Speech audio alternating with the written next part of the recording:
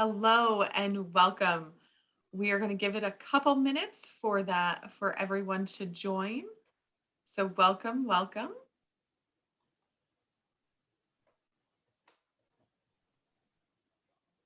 Hello, welcome. We're going to give it about 30 seconds, just a little bit more. So as people join, there's a little bit of a delay. So welcome, and we'll wait until a couple more attendees are in. Perfect. Well, good evening. We are so excited. There are 19 universities here, and we're very excited to share with you the Great GPA Game or the sorting game. Those are the two different names of this great game. And so what we'll do to get started is I will show you all of the different universities that are presenting. They will just introduce their school name as they are participating in this very fun game. And so what we have tonight is a game that helps demonstrate how selective college admission works, sort of, right? And so we're going to try to do this. Normally you do this in person. And so we have done this before virtually, and it was a lot of fun. But we have 19 college admission counselors who are going to be the admission candidates. So they are putting themselves in your shoes. And so we also have two members of the admission committee here that are going to help us go through and analyze all of the different variations that happen when you look at a holistic review for an application. We're going to read qualities of specific candidates and their identity and their GPA. We will also let you know if they move forwards or backwards on our game board, and I'll show you the game board momentarily. But to give you a little bit of a little bit of the background of the university that you're all applying to, this is a highly prestigious university, and the committee is at the very end of the admission cycle. And they have 8 great applicants left. They can only admit 3 students out of these 8. There is simply not enough room in the class for all 8 students.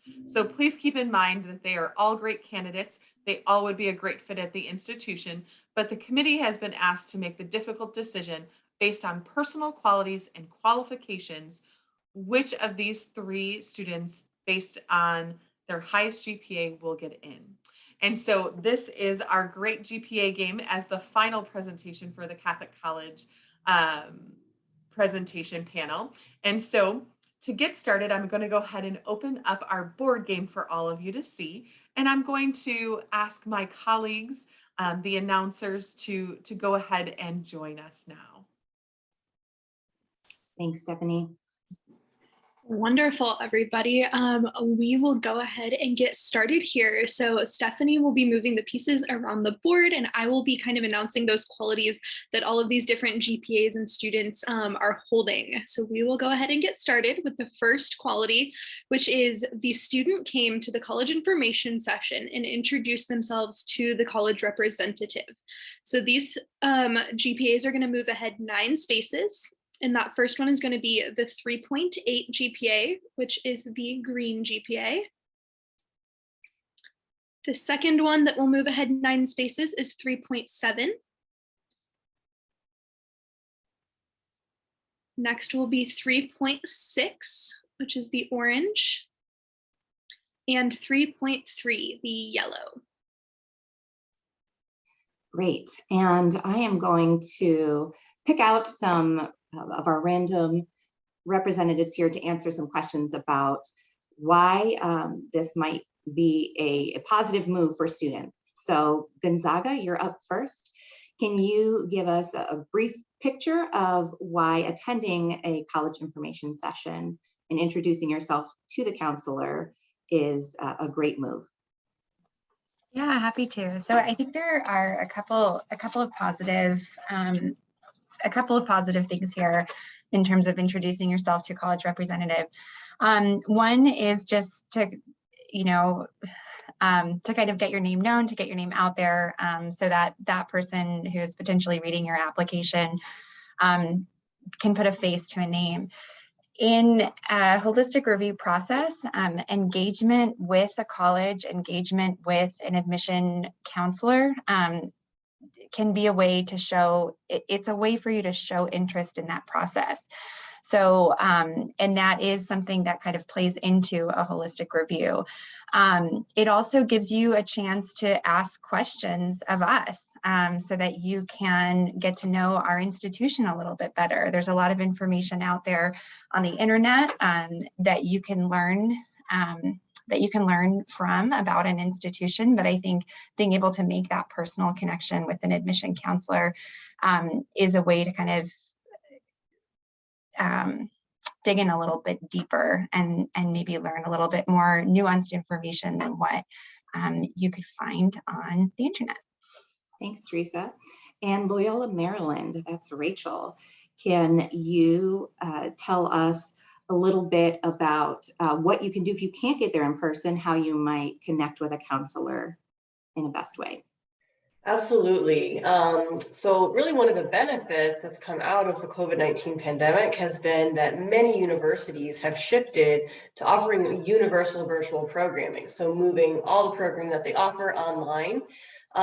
So many universities, including my own, do offer online information sessions for prospective students, as well as online information sessions for admitted students, as well as a whole variety of virtual events featuring professors from different departments that students are interested in, athletics, our honors program, as well as one-on-one video chats for students. So there are many ways to connect now virtually, even if you're not able to travel and come and visit a university in person.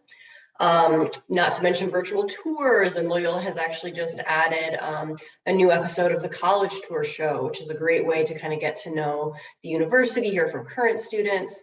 So there are now many different ways that students can connect, and this is something really beneficial for students who are out of state or students like yourselves who are out of the country and may not have that same access to come and visit the campus. And then I'll just add to what Teresa said. Some universities do track what's called demonstrated interest. And that's exactly what it sounds like. It's basically if the student has shown the university that they're interested in some way other than just sending in the application and the materials. And that can include things like doing visit programs, whether they're in person or whether they're virtual.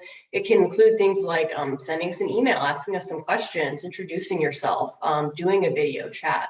So that can also be a factor in the application process. Wonderful. We will go over to our second quality here, which is going to be you have taken an exceptionally strong academic course load. So these three are going to move ahead 12 spaces. And we're going to start with the 4.0 GPA, which is going to be pink. Then the 3.8 GPA, the green, will move ahead 12. And the 3.4, the red GPA, will move 12. All right, and Gonzaga, we're back to you again. And I know this one speaks mostly for itself. So in one or two sentences, could you give us an example of what might jump out to a counselor in terms of strong coursework?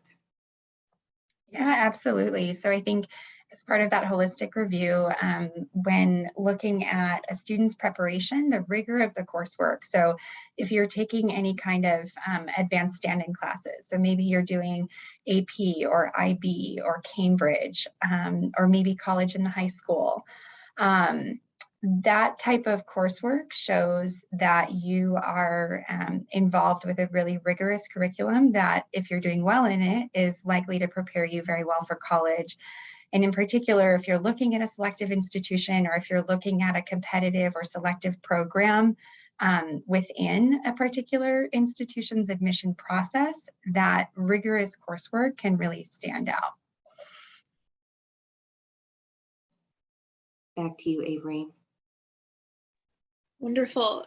So the next quality that's going to move ahead some different pieces is going to be that the student wrote an extraordinary and very remarkable essay. So these students are going to move ahead 6 spaces each. So 3.8 GPA, the green will move ahead 6.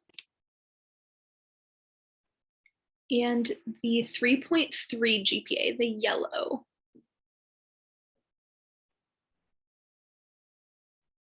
Wonderful. All right. So we're going to jump to the University of San Francisco, and you're going to tell us your best essay that you've ever read. So give us an idea of what that looks like. Great, thanks. Well, I read a lot of essays, so I don't know if I have one off the top of my head that is the best. But this year I read a really funny essay. It is from a student who worked on a farm and spent the summer shoveling manure, which may seem inappropriate, but it was a really funny essay about how he persevered through a really difficult summer and all the things that he learned from that. So it doesn't really matter what you're writing about. It's really just something that is important to tell the admission officer more about who you are as an individual. So it's really important that you reveal more about who you are so that we can make a decision beyond just the grades and test scores. Thank you. And then the University of St. Thomas. Can you give us your hottest tip on just one on what you are thinking it makes a great essay?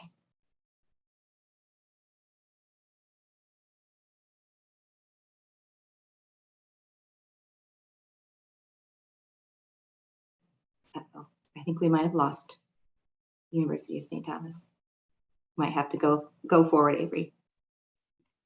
Okay. Sorry, I'm here. I think it had froze for a second there. So just real quick, guys, what makes a great essay? Remember, that's your opportunity to share with us more about you, something that we can't get from your admission application. And so we encourage, authentic, creative essays. Keep in mind, though, that some institutions, some universities have a specific prompt that they ask students to answer. So if that's the case, make sure you're answering the question, but give us something more than that what we can get from your application materials. This is your time to shine and really boast about yourself. And so we like to read that. And that helps you stand out in the crowded field of all the applicants that we're reading. Thank you. Next, that's going to move our students forward is going to be that they are the first generation in their family to attend college. And these students are going to move ahead 6 spaces. And that would be the 3.8 GPA, the green GPA, the 3.5 GPA, the dark blue, and the 3.4 GPA, the red. Great. All right. Santa Clara, can you explain to us what we mean by first gen for any of our students here who might not know? Yes, my name is Lorenzo. I am first gen and graduate of Santa Clara.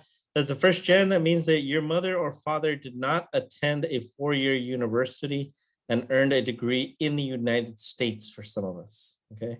So if your parents graduated from an institution outside of the country, but you will be studying in the US, you may be defined as first generation, meaning that you're going to be trying to navigate the entire system, trying to learn a whole new process. So that's a unique opportunity, and a big round of applause to each and every one of you who takes on that embarkment.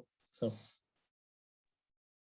And then Salve Regina, would you tell us maybe just one challenge that some first gen students might face in the application process? Well, I think the biggest challenge might be a familiarity with the college culture or university culture. And I think it helps us to identify these students, not only to bring in diversity, but to be able to have resources and support for these students who come in who may not know things about campus culture. For example, things like club rush, what is that? Or a registrar versus a bursar versus a comptroller in certain offices. What is course registration? Sometimes first generation students are not familiar with these things in a university climate, and we want to be prepared to have the support services for them. Thank you. So the next question is going to be that these students are a legacy student, and these students are going to move ahead 6 spaces. The 3.7 GPA, the purple, the 3.5 GPA, the dark blue, and the light blue 3.2 GPA. Great. University of Incarnate Word, can you tell us maybe a little bit about why colleges look favorably upon a legacy student?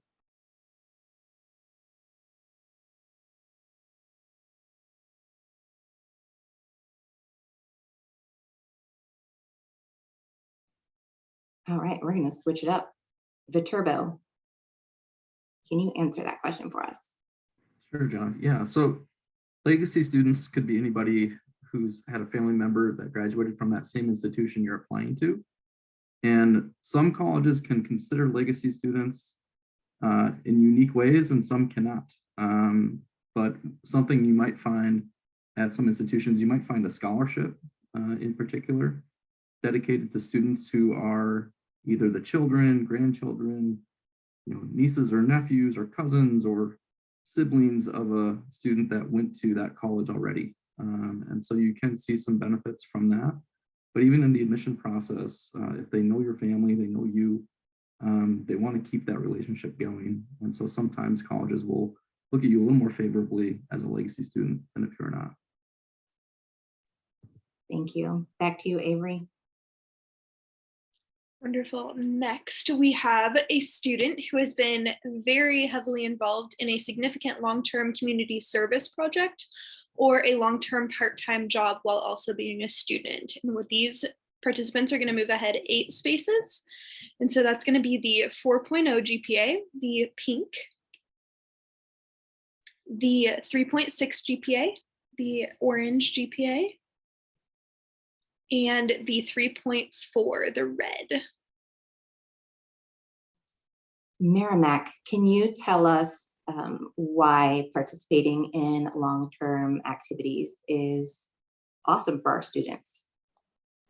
Absolutely. So a lot of times, many colleges have the opportunity to provide students the process to continue doing long-term services or long-term activities.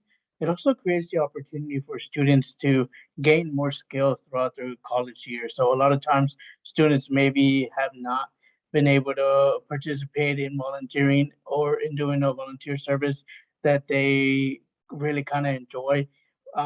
The having the desire, having the opportunity to already have participated in at least one long-term service or part-time job builds a little bit of the structure that many colleges like to see for students when it comes to their level of involvement on activities and clubs at their respective colleges. Thank you. St. Edward's, can you give us an example of a long-term job, just so we can understand what that might look like, and also of a community service project? Yeah, that could look like a number of different ways. I would say just like a long-term part-time job would be maybe, being a waiter or waitress. A lot of students' applications that I've read also had part-time jobs while going to school. So we know that that's a lot to take on. So it's really great to see that they were able to do that, but still do really well in their academics. So great time management skills and really good at handling responsibility. As far as community service, a lot of students who are part of honor societies are required to fulfill community service hours to graduate with those honors. Thinking off the top of my head, Girl Scouts and Boy Scouts are also great ways of students continuing to complete long-term service hours. So that's all great stuff that we like to see on applications. All right, so our next students that are going to move forward are serious varsity athletes, and they are going to move ahead 12 spaces, and that will be the 3.4 GPA, the red,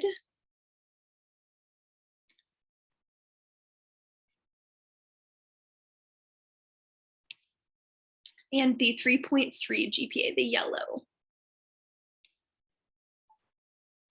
Viterbo, I'm throwing it back to you. So explain to us a little bit about why we're looking at our great athletes and why that's positive.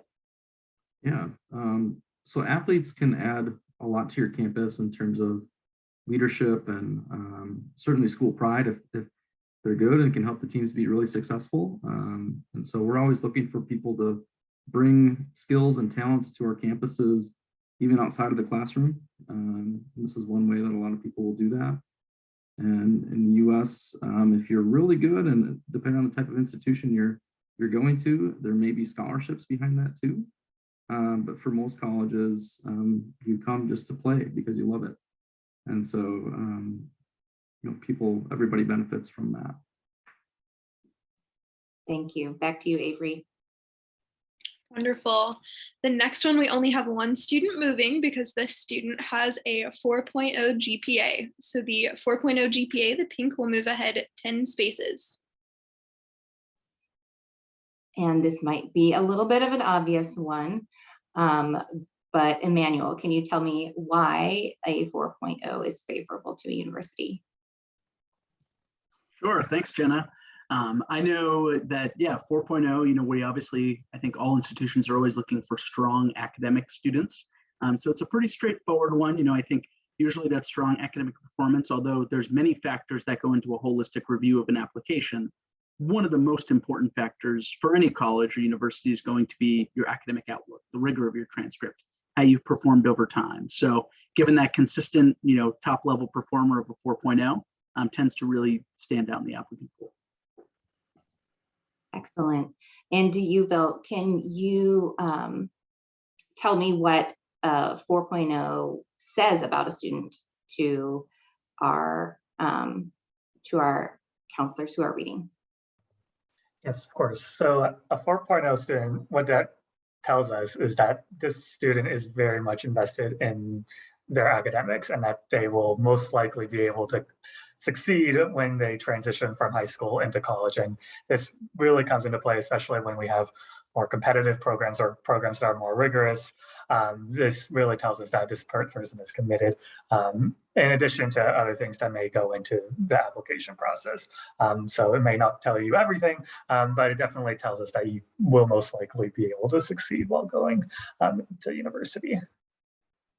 Thank you. And really quickly, Emmanuel, can you tell us what might be 4.0 isn't the only one that we consider top-notch, right? So what would be a range that you think of that we would consider awesome? Yeah, I think, it's always going to depend a little bit student by student, institution by institution, in terms of, students who are really top tier in their applicant pool. So for example, at Emmanuel, we always look for students who are around a B+ average. So anywhere from a 3.4 to kind of that 4.0 range, but at the end of the day, one GPA doesn't necessarily tell the whole story. So, we'll look at your transcript pretty in depth in a lot of different ways, but don't feel like if you're not at a 4.0, you're not going to excel in the application cycle. I think, you can bring a lot of things to the table, and sometimes a student who might not be a 4.0, but a student who's a 3.7 or a 3.6 who's had to really challenge themselves, and meet with faculty individually also says a lot about a student. Wonderful. Next, we have moving forward, a student who will not need to apply for any financial aid, and they will move ahead 6 spaces, and that will be the 3.7 GPA, the purple one. Marquette, can you please tell us why that might be beneficial when you don't have to apply for financial aid from the college's perspective? Thank you, Jenna. Many times as institutions are trying to create the perfect class, and here we have a perfect example. There are a limited number of spaces, and there might very well also be a limited amount of scholarship money to give. And if a student isn't requiring that, they may allow the university to admit that student as well as some others who may need aid as well. Avery, back to you. Wonderful. Next, we have 2 students who are applying from Idaho, and they are going to move ahead 9 spaces, and that will be our 4.0 GPA, the pink, and the 3.6 GPA, the orange. All right, and St. Edward's. What do we mean when we're talking about an unusual or uncommon location? Yeah, great question. So speaking about St. Edward's in specific, being here in Texas, obviously we get a lot of Texas applicants. So it's really exciting when we do see kind of an out-of-state application, especially from somewhere like Idaho or even around the world. We always get so excited for reading those applications. So depending on which institution you apply for, there might be opportunities for more scholarship or higher priority with your application if you are from a location that isn't really common for that institution. So. Perfect, thank you. Avery? So our next students are primarily interested in classics or Latin for what they want to study, and these students are going to move ahead 6 spaces, and that will be our 3.7 GPA, purple, and 3.5 GPA, the dark blue.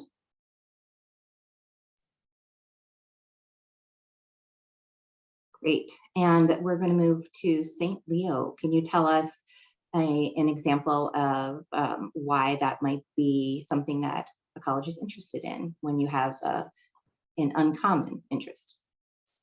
Yeah, of course. So many colleges, including St. Leo ourselves, would like to have a very diverse population of students. So a student who is looking for a primary interest that is different, that is uncommon, that shows how they would likely be thinking outside of the box and have different trains of thoughts. And we love to have students who are able to do things differently, to bring different results, to think outside of the norm. So that definitely stands out in an application when you're looking for something so specifically like that.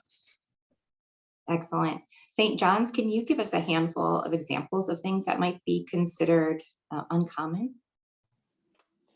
Yeah, there are, gosh, I've seen a lot of uncommon things. So it could be just an activity that you've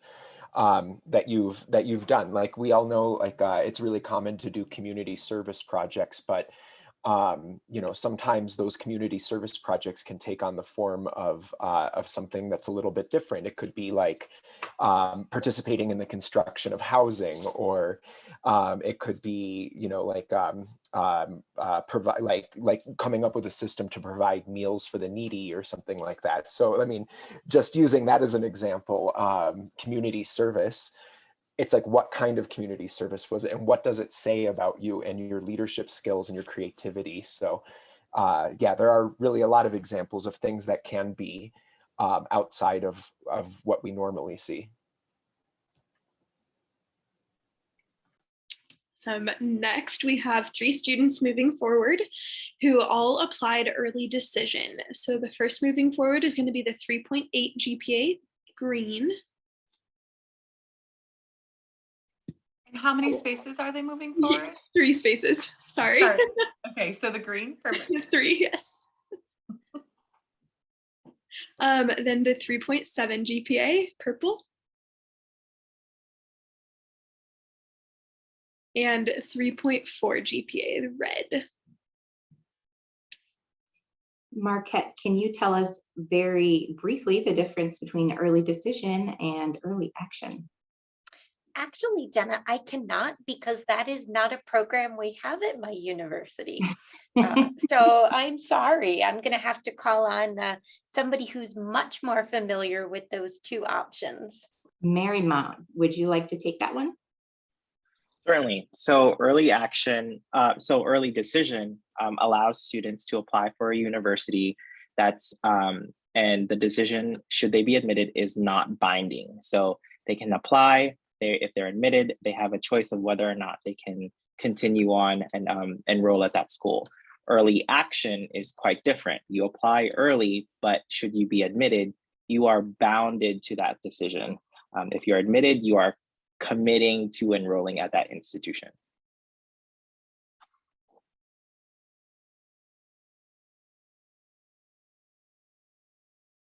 Okay, and next we have 2 students moving to play the oboe, and they will be moving forward 5 spaces.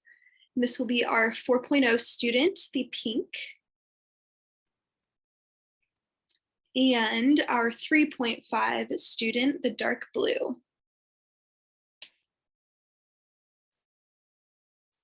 All right. St. Leo, back to you. Can you tell us why an unusual instrument like the oboe would be intriguing to our admission teams? course, I think that's similar to the last one I talked about, and shows that the student sort of is an outlier, things outside of the box, especially for learning an instrument. If you think about all the different resources that are available for students who want to play a guitar or something, there's something much more common. There's so many different resources, videos, and classes that you can participate. Somebody that's playing the oboe, it's a lot more challenging. So it shows that the student is willing to go through those challenges, just learn something unusual, something that there may not be a lot of resources out there for them to learn. So it's definitely something that pops out. St. John's, can you tell us maybe a couple of examples? He mentioned the guitar, of some of the more common instruments we might see people who want to join the band who might be playing. Yeah, I mean, so common instruments might be piano, violin, flute, things like that. But yeah, you're right. Like being a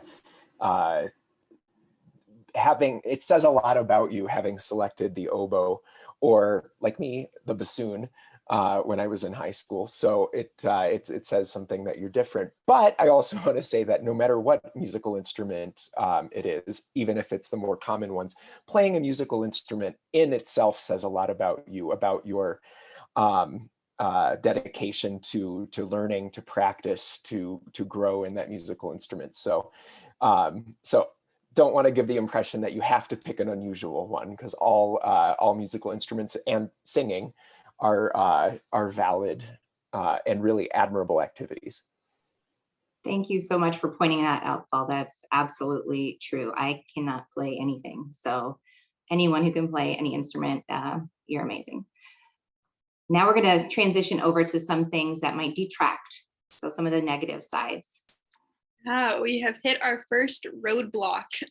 So this student wrote their college essay on a topic saying what I learned from playing sports. They are going to move back 5 spaces, and that will be our 3.4 GPA, the red. All right, Salve Regina, can you tell us, not that we don't love a good athletic essay, but why that might be a negative? I don't know if I should be insulted. I was an athlete in high school. I think this is something that, most universities, being academically centered, might put up a little bit of a wall on this, because we want students to be more academically driven. And of course, a lot of it depends on what you write in the essay. I suppose there are some values of learning to play sports and what you may have learned from it. But for some of us who have more larger athletic pools to go on, we may get a lot of these kinds of essays, and it's hard to tell the difference, and you don't seem to stand out unless you wrote this essay about playing sports and the oboe playing. I mean, that would make you stand out very clearly. Thank you. Back to you, Avery. Awesome. The next students, so we're gonna have 2 moving. They did not write the optional essay required, or the optional essay for the college application. And so that is gonna be the 4.0 GPA, the pink, and they are going to move back 3 spaces. And the purple 3.7 GPA. D'Youville, can you tell us why that optional essay might not be so optional? Yeah, of course. So even though this is optional, having that essay in there just helps let the admissions team, the admissions committee get to know you a little bit better. So not having that in there means that we just have less information to go off of to know if you should go into the program or not, especially if that just comes down to your grades or what's written on the application. Oftentimes we may choose the person who has the essay and we get to know a little better, we get to see their writing skills versus the person that may have similar grades and didn't include that optional material. Emmanuel, I'm just going to pick a random question for you. What is your most memorable essay that you've read? Yeah, that's a great question. I read a great one this past year about how much a student loved pizza. and how great cheese tasted, and how great, cheese, sauce, and bread, some of the three simplest things that you can imagine. And that, she was talking a lot about her character makeup, and it's the simple things within a person that, really make them stand out. And it kind of spoke to her process going through the college search and the stressors that everyone was putting on her, but really, how could she simply tell her story and who she was and what she brought to the table? So it was funny. I'm a big pizza guy too, so I thought that stood out. And it was one that definitely kind of just stood with me this past year. Thanks, Ian. Back to you, Avery. Next, we have our student who is interested in psychology or pre-med for what they want to study. The student is going to move back one space, and that is our 3.8 GPA, green. Loyola, Maryland, would you tell us why picking a common major might, or how that might impact your application? Sure. So remember that the premise of this game is that there are only 3 spaces left, and we've still got 8 applicants on the board. So we can't admit everyone. And that's true in real life as well. Universities do not have space for all of the students that apply. So selective institutions are choosing between that applicant pool to find the best candidates for their school and the best fit for their school. So at this stage, again, the premise of the game, we talked about how this is later in the admission cycle. So a university may already have admitted plenty of students for the most popular majors, and maybe even more students than usual. And so they may not be able to have space left in those programs to continue to admit additional students. And the other side of it is, even if there are spaces left, in addition to being compared with the larger applicant pool, for individual programs, you may also be compared against those other students as well, applying to those programs. So if you are competitive in the general applicant pool, you may or may not be as competitive in the pre-med applicant pool, for example. Thank you. Avery? So our next 2 students, unfortunately, applied to schools, and when they applied, when their application was finished, their admission reader did not sleep very well the night before, and they didn't feel well when they were reading their application. So these 2 students are going to be moved back one space each, 3.7 GPA purple and 3.6 GPA orange. Merrimack, can you speak a little bit to understanding that the application readers, being all of us here, are human too, and why that might, what role that might play in application reading? Right, absolutely. Yes, ma'am. So a lot of times when students write essays, kind of the topics that were mentioned, writing similar essays about sports, writing about similar essays about community services that kind of look like everybody else's, don't really stand out, and also don't induce a lot of emotion. So we want to make sure that the students, when we read, we're really excited. We go into reading these applications, very excited to learn about the students' past achievements, previous activities. So we want to make sure that with that same excitement, the students also write an essay that or put information in the application that creates that excitement. So we want to make sure that just as we're excited when we read application, we review essays, the students also put that excitement in their application so that kind of we match up and make sure that the college that they apply into is one that fits them. Just as we read them, we admit students that we think will fit our colleges as well. Thank you. And we do our very best to not be grumpy, even though we are human. In fact, I have a colleague who I can always tell is reading applications when I hear Christmas music blaring all year round, and it makes him joyful. And so we do try. Avery? So next we have a student who participated in no extracurricular activities. They're going to move back 9 spaces, and that will be our 4.0 GPA, the pink. All right, back to you, Uville. Why would that not be great for your application? Yeah, so it may seem counterintuitive that if you're just focusing all on academics because that's what you need to get into school, but oftentimes when we're reading these applications, we want students who are able to excel both in the classroom and do well in campus as well, and be involved in the community. And if you weren't involved in any sort of extracurriculars, that kind of tells us that you may not necessarily succeed socially at our school either. And it doesn't necessarily distinguish you apart from the other applicants as well, since you've just focused on academics.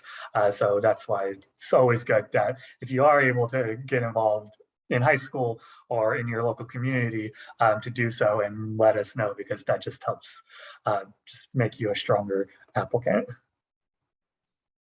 Thank you. Avery? Yeah, next we have somebody who, when they copied part of their supplemental essay to reuse for another application, they forgot to change the name of the college.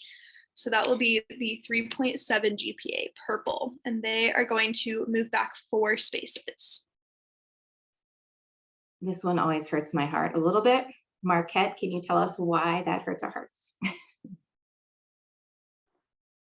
There's a couple reasons it hurts our hearts. First and foremost, you didn't choose us. You have indicated something else.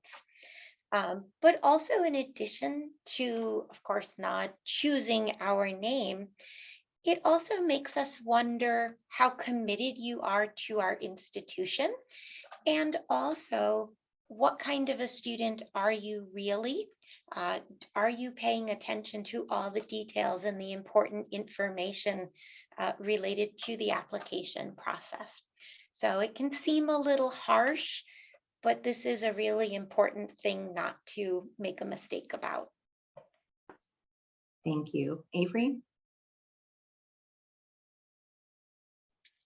All right, next we have a student who wrote their essay for submission only 2 days before they turned everything in, and that is going to be the 3.5 GPA dark blue.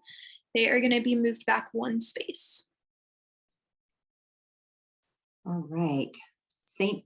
Leo, can you tell us why we should maybe prepare a little bit better?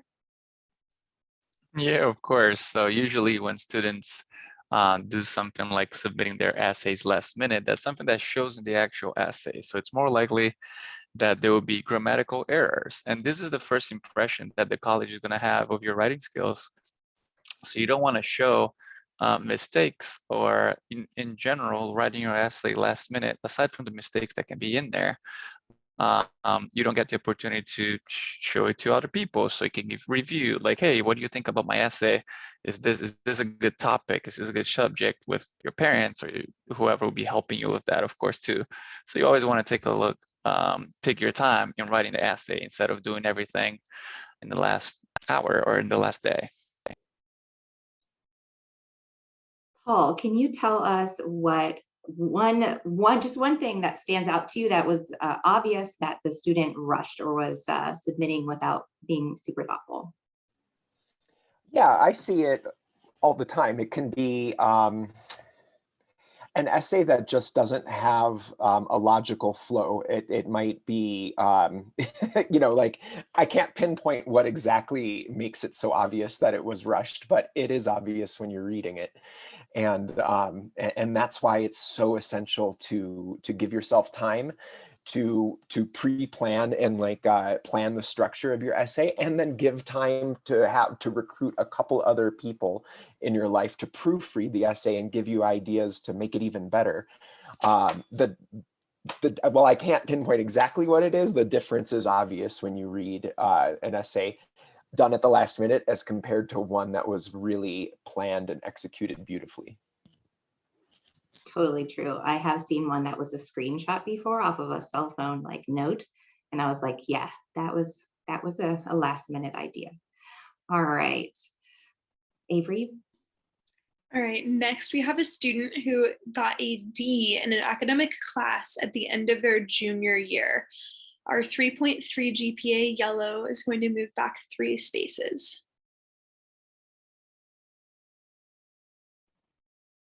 And we are going to go to University of San Francisco to talk about why we're paying attention to those kind of end of your high school cycle grades.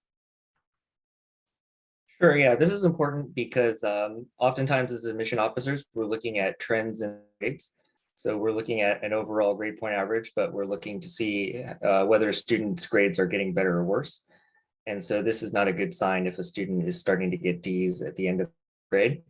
The other issue is that many students are applying for early action or early decision, and we don't have their first semester grades from their senior year when we make a decision. So when you have a D at the end of your junior year, and that's the last impression that you're leaving with us, that D is kind of a glaring mark on your academic record. Back to you, Avery.